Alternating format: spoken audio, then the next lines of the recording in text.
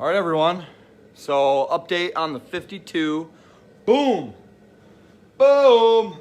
Look at that. Man, she's looking like a hot rod. I'm gonna switch you guys around.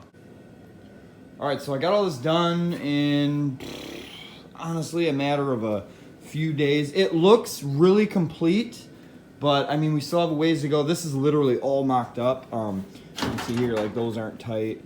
I'm just kind of, I don't even have this bolted in. It's just sitting in there right now. And same with this. This is zip tied. I just kind of got everything where I want it, or where I want to run it. And yeah, I think it's looking pretty good so far. So a few updates that I did off camera.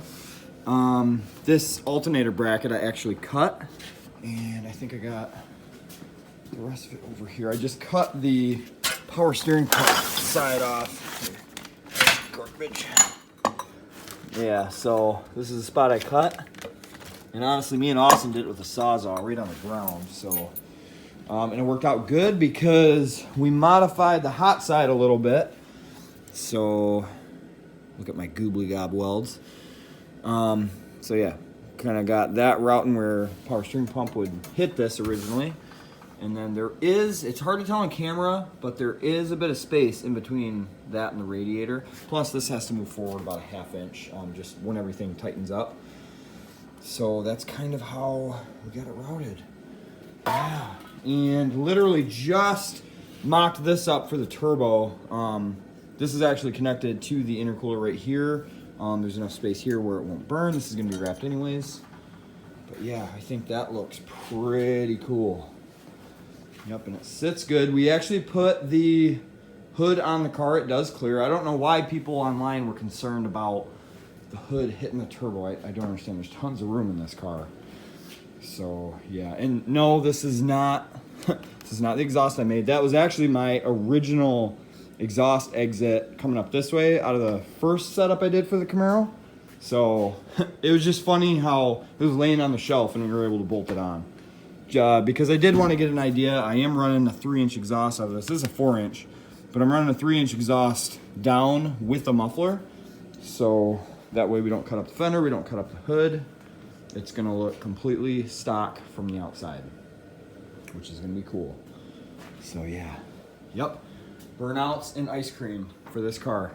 So yeah, it's an update on the 52. And then last video you saw Austin kind of thrashing on his motor.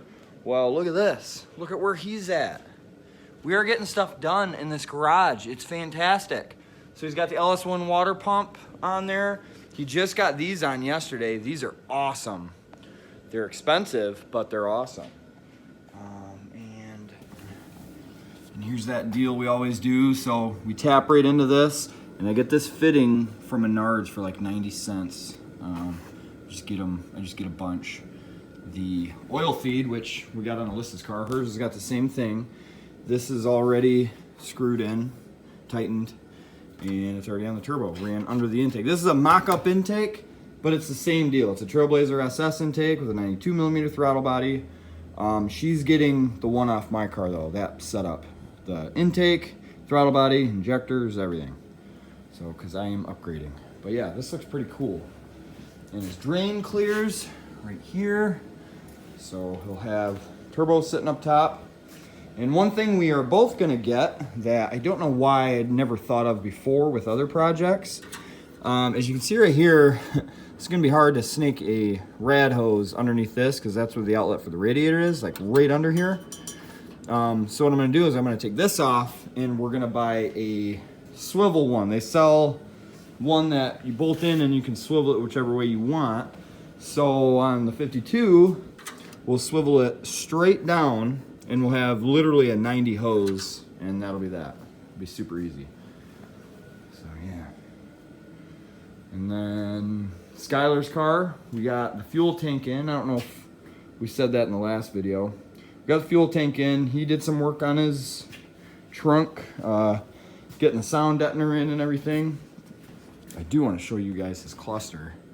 Oh my gosh, I wish we could power this up right now. But that came out cool. That looks really good. We're gonna start on the hot side for this. Remember, twin turbos. the twin GT45s, which are right here, but his are back there. Yeah. So we got some stuff done over the past week or so. I don't know. I was actually quarantined for a week. I didn't have COVID or anything. I was exposed, so I had a week off of work. So I'm just out here kind of, I don't know, just putting stuff on the car. And it looks awesome. I got to get another V-band so I can finish up her hot side. And then after we do that, we can do the wastegates. Her fuel sump will be in tomorrow, but I think I'm going to do that on Tuesday night's live stream.